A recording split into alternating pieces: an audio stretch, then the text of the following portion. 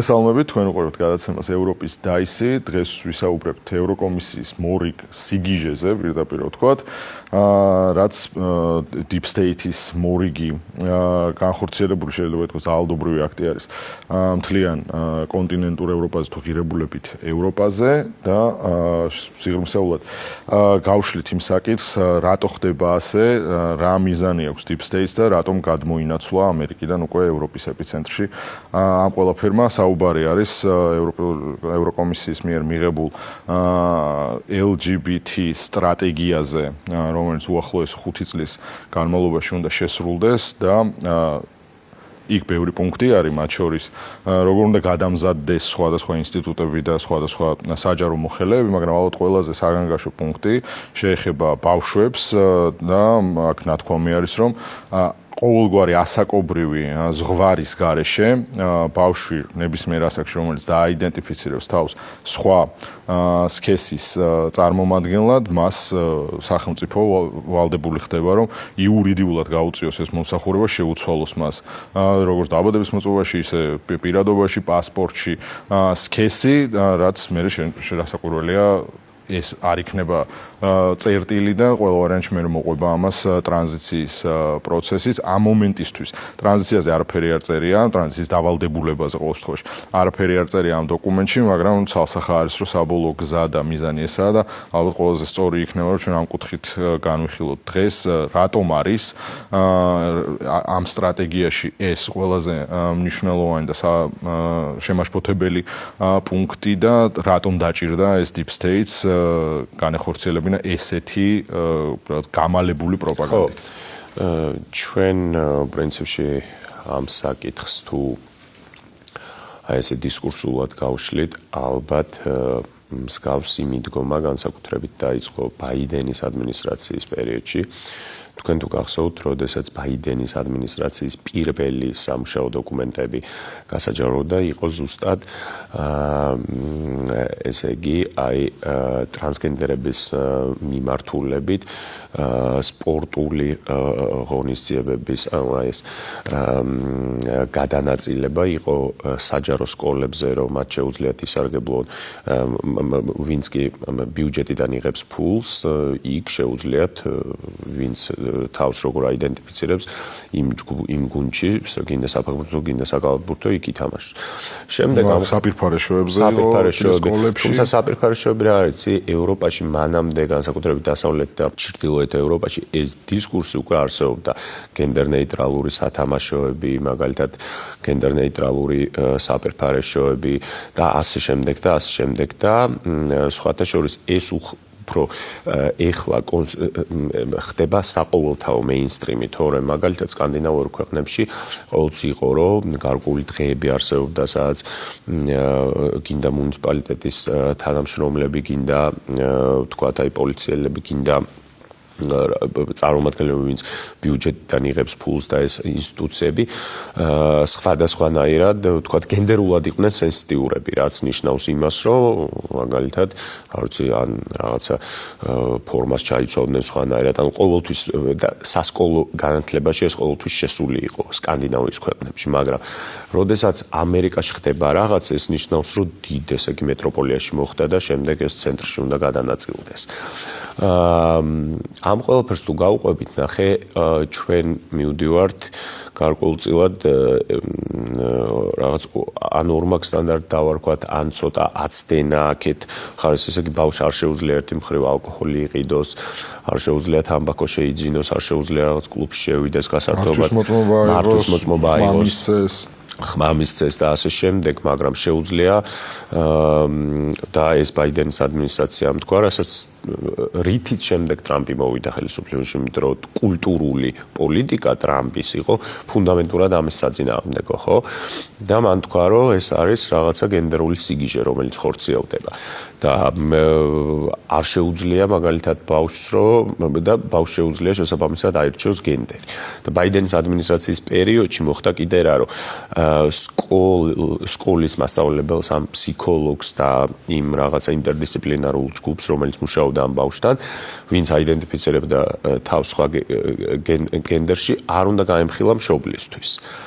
ეს არის კიდე ძალიან მნიშვნელოვანი. ინაშობლისგან ფარულად ქონდა ბავშვს შესაძლებლობა რომ მიეღო მათ შორის სამედიცინო პროცედურები, რაც სქესის შეცვლისთვის არის საჭირო და ერთ დღეს რომ ბიჭი გაუშვი სკოლაში, შეიძლება სახში დაგბრუნებოდა გოგო და ეგეთი ეხლა შეიძლება ეს ჟღერდეს სასაცილოდ, მაგრამ რეალურად ძალიან ტრაგიკულ გარემოებასთან გვაქვს. კიდე მნიშვნელოვანი საკითხი რა არის შეხედე თვითონ გენდერული ეს ახალი ანთროპოლოგია და ეს პოლიტკორექტულობა. აი პოლიტკორექტულობა, რომელიც დიდი ხანია ხორციელდებოდა და განსაკუთრებით ეს ჩანდა მეინსტრიმ კულტურაში, ანუ პოპ კულტურაში, ხო?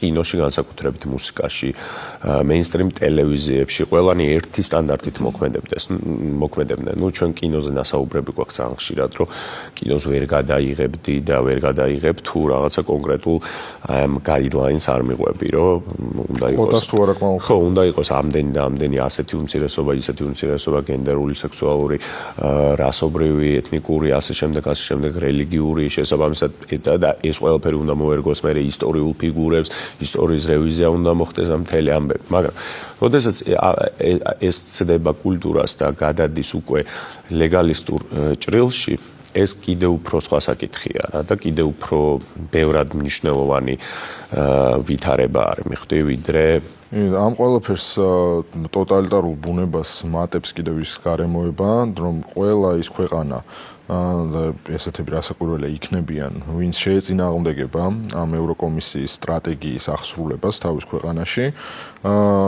მას დაეკისრება ფინანსური სანქციები ევროკავშირისგან, რაც ანუ ამაზე დიდი მართლა ცენზურა ერთი, საზოგადოებაზე ძალადობა მეორე, კულტურის და ტრადიციის განადგურება მესამე. ესეთი ევროპისგან გაправებული ევროპის მოკვდინება ჩვენ მე მგონი აქამდე არ გვინახავს, იმიტომ რომ კი რაღაც აქამდე სანქციები თუ მაგალითად საქართველოს მისამართი რაღაცები უსამართლო, გასაგები იყო რომ რა პოლიტიკური ნიშნით არის უსამართლო, ჩვენგან რას მოეთხოვნა ასე შემდეგ, მაგრამ როდესაც მთელ ევროპაზე აპირებენ რომ განახორციელონ ეს პროექტი, რომელიც ხარშოს ბაიდენი ახსენე შენა ტრამპის შემდეგ ძალიან შესუსტებული არის ამერიკაში და შესაბამისად ეს არის ერთ-ერთი მიზეზიც რის გამოც გადმოინაცვლა ასე ბრუტალურად ახლა ევროპაში deep state ვეღარ ავრცელებს მსგავსი ტიპის აგრესიულ პროპაგანდას შუაგულ ამერიკაში შესაბამისად ბოლომდე ითვისებს ახლა იმ ევროპის მარიონეტ სახელმწიფოებს რომელიც მისი გავლენის ქვეშ არიან და ზუსტად იმ ლიბერალური ლოგიკიდან, რომელიც ამას ტაშს უკრავს და აუკრავს და ძალიან გაუხარდება, ეს არის ალბათ გამოხატვის და თავისუფალი სიტყვის და შენი თავისუფლად აზროვნების შეზღუდვის ყველაზე დიდი აქტი, რაც აქამდე გვინახავს, იმიტომ რომ შენ ამაზე ის კი არა რომ გაკრიტიკება შეგეძლება, რასაკვირველია გაკრიტიკება არ შეგეძლება. ანუ საკუთარ შვილსაც კი ვეღარ აღზრდი ისე როგორც მიგაჩნია რომ სწორია, როგორც რაღაც შენი კულტურის ან რაღაცა შენი ისტორიის მიხედვით გაქვს ნასწავლი და როგორც ხედავ მას და როგორც წარმოგიდგენია, ანუ სრულად კონტროლს კარგავს საკუთარ ოჯახზე, საკუთარ შთამომავლობაზე და შესაბამისად ქვეყანად სახელმწიფო კარგავს თავის ისეთ მოქალაქეს, რომელიც მისი იდენტობის მატარებელი იქნება. შენ ხო აქვს საკითხული პლატონის სახელმწიფო, რომელიც არის ალბათ პირველი კომუნისტური ტექსტი, კომუნისტურს გულისხმობ სოციალისტური იდეებით. სოციალიზმამდე სოციალისტური. ხო, პირველი სოციალისტური იდეები არის და იქ საუბარია ვის ეკუთვნის ბავშვები ეკუთვნის მშობლებს თუ სახელმწიფოს. მივდივართ იქ იმაზრამდე რომ ბავშვები ეკუთვნის სახელმწიფოს და სახელმწიფო უნდა გაზარდოს, რათა ეს საზოგადოება არის ერთი მთლიანობა და არა ინდივიდების ჯამი და შესაბამისად ეს მთლიანობიდან რო არ იყოს ამოვარდნილი, მაგრამ ამ შემთხვევაში ეს ყველაფერი გააგებულია ყველაზე ცუდი ფორმით, ყველაზე ვულგარული ფორმით გააგებული ეს უტოპისტური ტექსტი შეიძლება დავარქვათ, იმიტომ რომ ესე იგი ბავშვები არ ეკუთვნიან მშობლებს და მე მაქვს ძალიან ბევრი ვიდეო ნანახი, სადაც ჩვილი ბავშვები გამოყავთ მშობლებს და ამბობენ რომ თქვათ აი მან აირჩია უკვე თავის გენდერი, თავის სქესი. Gay baby. It's a gay baby. Baby is gay. I'm raising my kids to be gay and მან კი არა მშობელმა დააიდენტიფიცირა რა ის ასე და ასე გაზარდა. შესაბამისად ეს არის ძალადობის ჩვეულებრივი ფორმა და ჩვენ კიდევ უფრო კულტურულ ასპექტს რო გავსვეთებ, რა თქმა უნდა, რომ ეს არ იყო შემთხვევითი, ხო, ბალენსიაგას შემთხვევაში. ეს ხო არ ყოფილა შემთხვევითი, იმიტომ რომ განმარტებას ბალენსიაგას ფოტოსესია, სადაც სექსუალური ხასიათით იყო ესე იგი პედოფილია წარმოდგენილი, ანუ ბავშვი იყო სექსუალურ ხასიათში გადაყვანილი, რაღაც პედოსექსუალიტი რაც არის და იქ იყო ყველანაირი კოდები, მინიშნებები დრო, საათი, რაღაცა ეს საკითხები BDSM ინსტრუმენტები და ასე შემდეგ. როგორ შეიძლება ითქვას, რომ ეს შემთხვევითი იყო, ხო? ეს ვიღაცებმა მიივიწყეს რა ეს თემა. ეს იყო გარკვეულწილად მოსინჯვა საზოგადოების რეაქციებისა და მე მახსოვს ადრე TED Talk-ში დაიწყო ამაზე ვიღაცა ინფლუენსერმა საუბარი, რომელმაც ჩვეულებრივი ესე იგი რაციონალური, თავისი აზრით რაციონალური ლოგიკა წარმოადგინა და ლოგიკურად რო გაყვეხო, თუ ის ხა რაღაცა ისე საუბრობდა, რომ ჩვენ არ უნდა ვერჩოდეთ ასეთ ადამიანებს, იმიტომ რომ ის ხო მათი არჩევანი არ არის შესაბამისი. პედოფილიაზეა რა საუბარი. It is an our responsibility to reflect and to overcome our negative feelings about pedophiles. შეხედე ეს არის ერთი მედლის ორი მხარე დაახლოებით.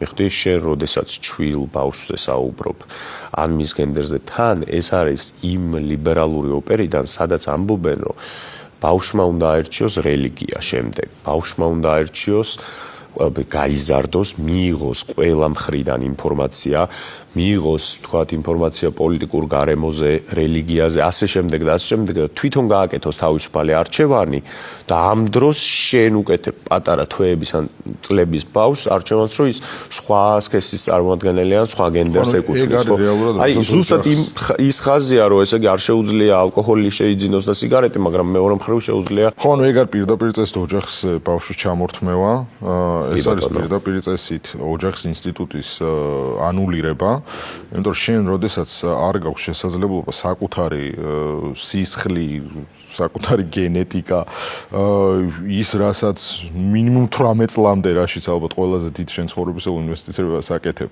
როგორც ემოციურს ისე ფინანსურს ამ ასპექტშიც კი შენ აღარ გაქვს არანაირი სადავე შენი შვილი შენ აღარ გეკუთვნის როგორც იმ ნაწილში რომ ეგ რელიგიით დაიწყო ხო ყველაფერი რომ ანუ არ შეიძლება რომ გაზარდო რაღაც კონკრეტულ წამს ქრისტიანად უნდა გაიზარდოს და თვითონ უნდა აერჩიოს მერე მოინათლოს და ასე შემდეგ. ო მან ის მაინც იყო რომ გაიზარდოს და აერჩიოს და თურმე სქესის შეცვლაზე უკვე გაზრდა აღარ ჭირდება. ნებისმიერ ასაკში შეიძლება რომ ბავშვმა ანუ რა ვიცი ხა აი როგორი სიგიჟე არის ხო ხდება ყველა ბავშვი რაღაცა ანიმაციას ნახავს და იქ ეხა ცალკე როგორ პროპაგანდა მიდის კი იცი? რა თქმა ანიმაციას ნახავს თუ რაღაცა ვიზუალურად მოეწონება, ანუ იმაზე იმაშვება რა ქვია, ხან ცხოველად შეიძლება ბავშვმა თავი დააიდენტიფიციროს და ხან შეიძლება ბიჭი მოეწონოს, ხან შეიძლება ისი ნაწილია. მე ესეთი თეორია მაქვს, რომ შენ რეალურად ამით ზრდი და ქმნი გარკვეულწილად სისტემისადმი ლოიალურ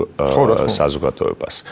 სისტემისადმი ლოიალური საზოგადოება ნიშნავს იმას, რომ პირველ რიგში შენ ამით განხეთქილებას ასევე ოჯახებში და ყველაზე ფუნდამენტურ ინსტიტუტებში და მოდი ამაზე შევთანხმდეთ რომ ოჯახი არის ერთადერთი ინსტიტუტი რომელიც არის ყველაზე ძველი და ყველაფერს გაუძლო. ოჯახი არის ქრისტეშობამდელი პრეისტორიული ინსტიტუტია. ყველაფერი შეიცვალა. მეფეები გადავარდნენ, წესრიგილებები შეიცვალა, წარმოების რევოლუციები შეიქმნა. იმას მოყვა უდიდესი ცვლილებები, ხო, ბოლოს სიყვარულის იდეა შეიცვალა რაღაცა დანიშნვიდან რომანტიკული სიყვარულის იდეამდე გადავიდა, მაგრამ ოჯახის პრეისტორიული ფორმა მაინც არსებობს. ანუ ყველაზე ძლიერი და ძველი ინსტიტუცია არის რა, მართლა.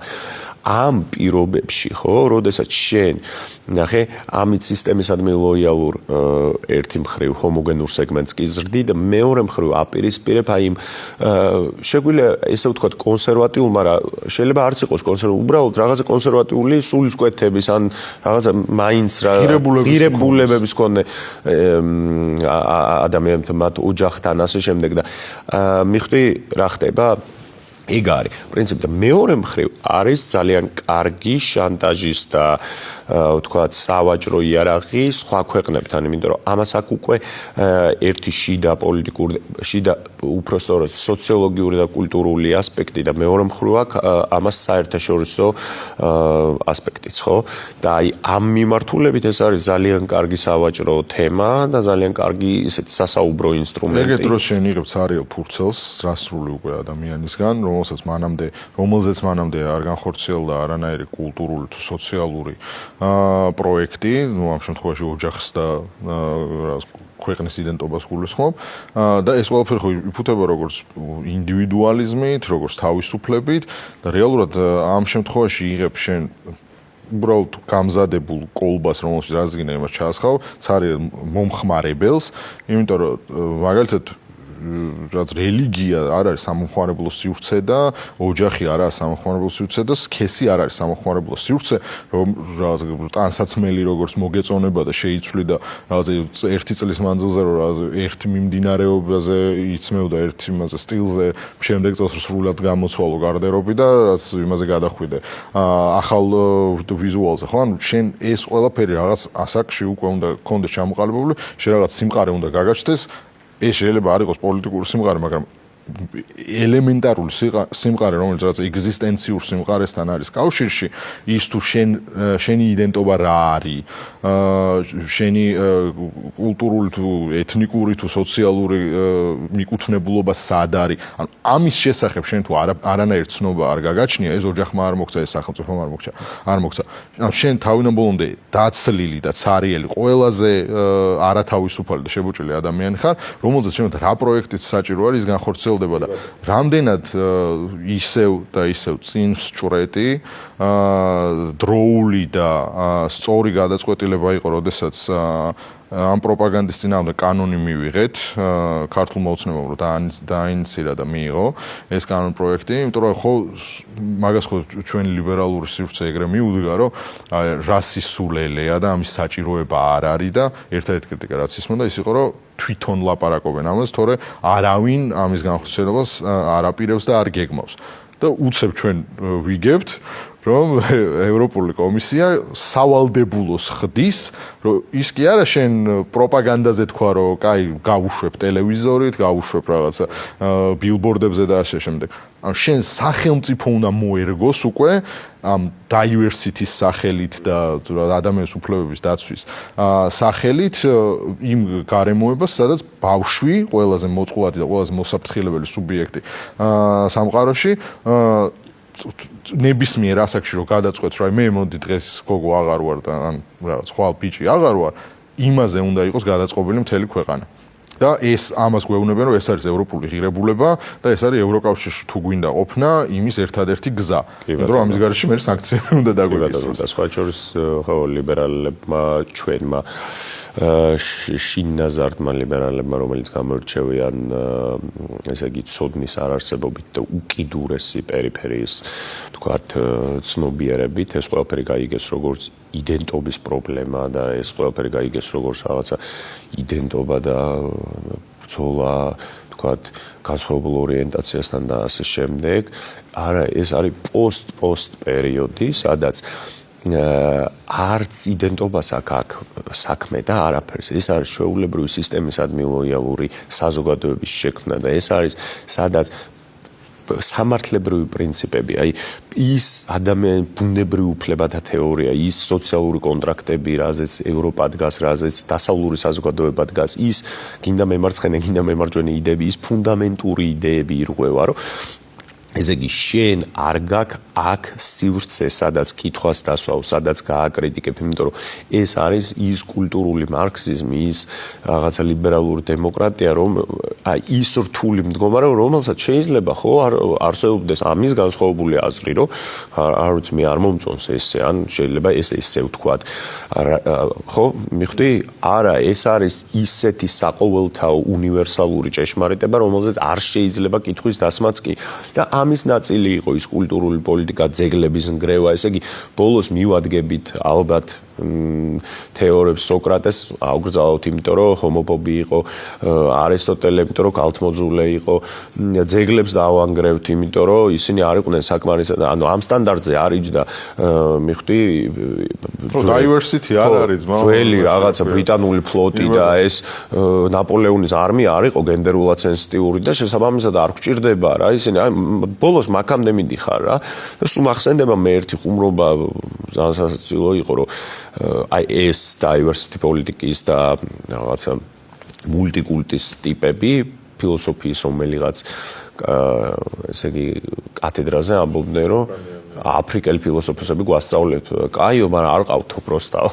ანუ აი ამ სიგიჟემდე მივდივართ რა და სხვა შორის საბჭოთა კავშირისგან არაფერი, ტოტალიტარული პრინციპისგან არაფერი არ განსხვავებს. იქ იყო ცენზურა, სადაც ამ კინოს ვერ გადაიღებდი, იმიტომ რომ ნომენკლატურაზე არ უნდა გეთქვა რამე, ეხა ამ კინოს ვერ გადაიღებ, იმიტომ რომ ეს NGO და ამით მიერ დადგენილი გაიდლაინი არის ესეთი და იგივეა რა, ზუსტად ერთი ფორმატი, ანუ შენ აღარ შეგიძლია რაღაცა თავისუფალი აზრი აწარმოო, გადაიღო ჩაგვრელ სისტემაზეც კი, სადაც ახერხებდნენ, არ ვიცი, ნაცისტურ გერმანიაში კი რაღაცას, რომ ჩაგვრელ ავტორიტარულ და დიქტატორულ რეჟიმს რაღაცა წარმოაჩინო ეს და ანახო, ამის უფლებაც არ გაქვს, იმიტომ რომ ამას იდეაში ლიბერალიზმი შუქს ვერ ნახავს. ლიბერალიზმი საუკეთესოდ რაც კი განახორციელა არის, რომ თავისუფლების სახელით თავისუფალება შეზღუდა და შენ დაგაჯერა, რომ ეხა შენ თავისუფლებას იბრძვი, მაგრამ რეალურად საკუთარ თავს ადებ ბორკილებს.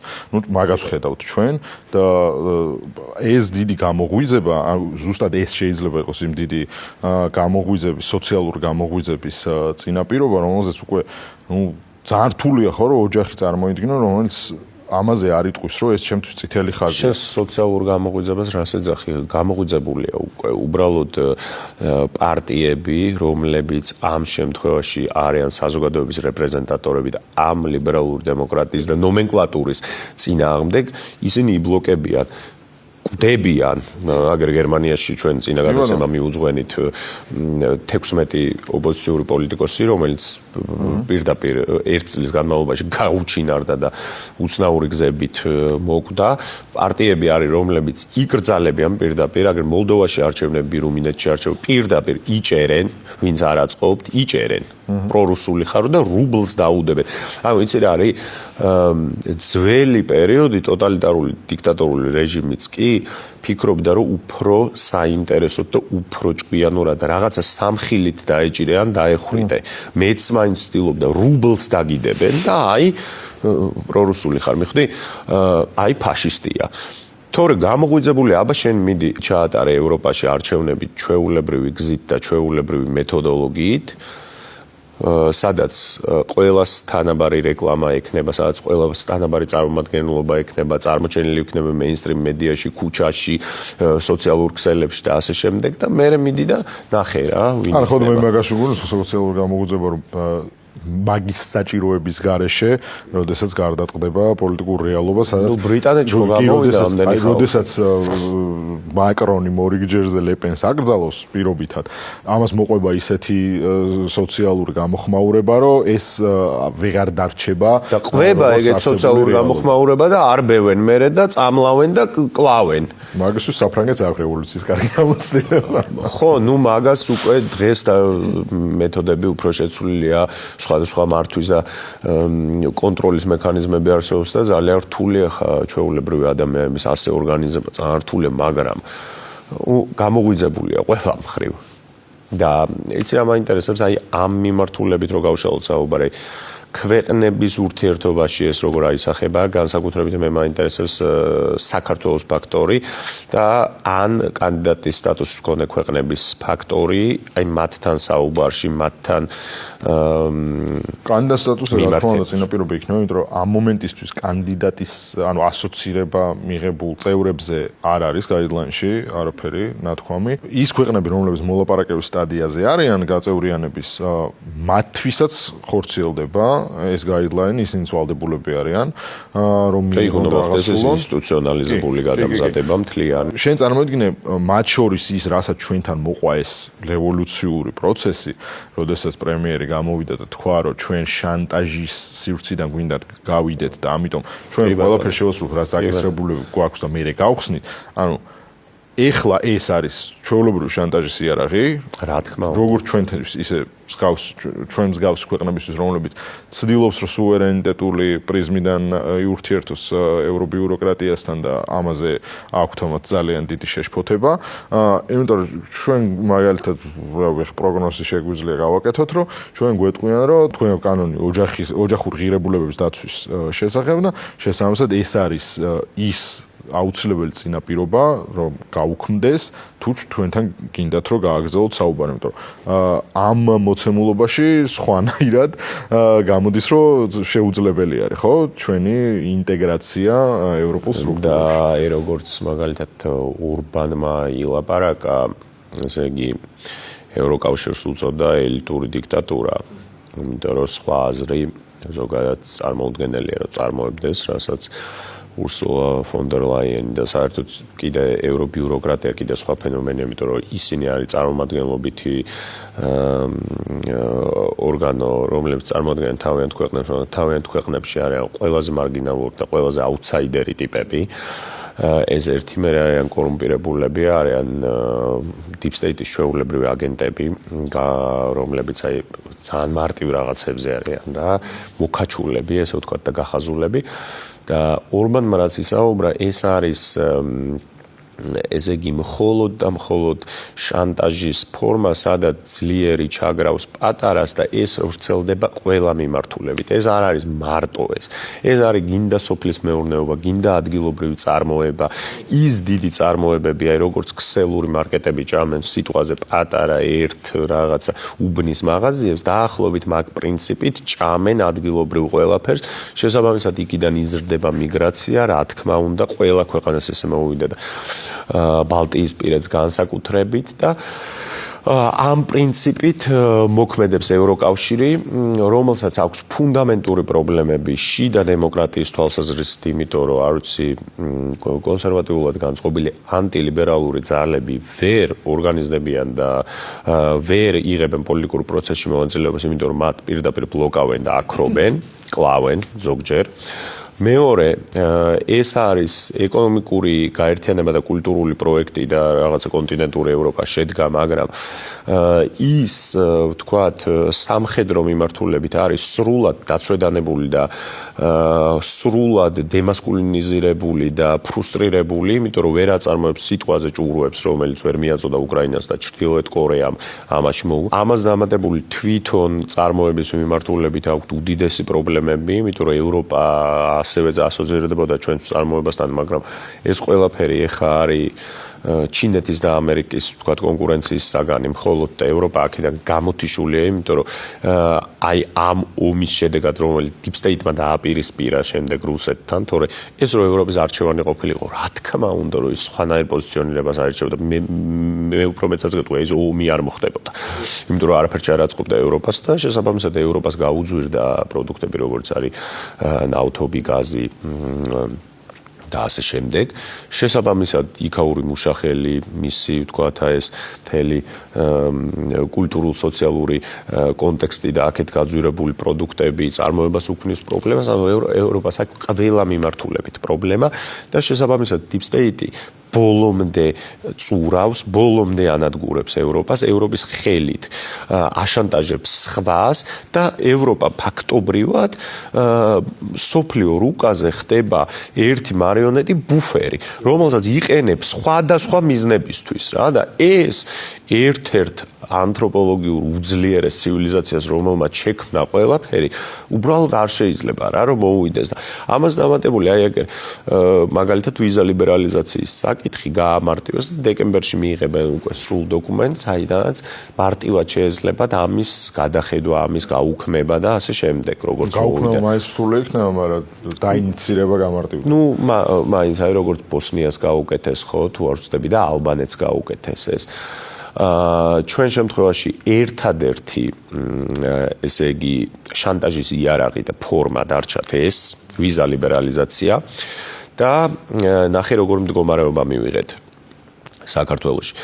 ეს რო წლების წინ მომხდარიყო, სხვა ვნებათა ღელვას გამოიწვევდა, მაგრამ ევროპამ თვითონ დაგვანახა პლუს თავის თავი, როგორ უსამართლოდ მოგვექცა როგორ ფუნდამენტურად უსამართლოდ მე ამას ვიტყოდ, იმიტომ რომ ჩვენი უაზროდ ჩაგვრა და აი დაგვიპირა მხარს უჭერდა ისეთ პოლიტიკურ ძალებს, რომლებიც ჩვენ ქვეყნის უსაფრთხოებაზე აგებდნენ პასუხს პირადად, ანუ ესე იგი ომში ჩართვა უნდათ, ჩვენი გადატრიალება უნდათ, ჩვენ რუსეთისადმი სანქციებს, ანუ საქართველოს განადგურება, ვისაც უნდოდა იმ ძალებს, ანუ აგენტებს, ყოველად ამოუხსნელ რაღაცებს გთხოვდა.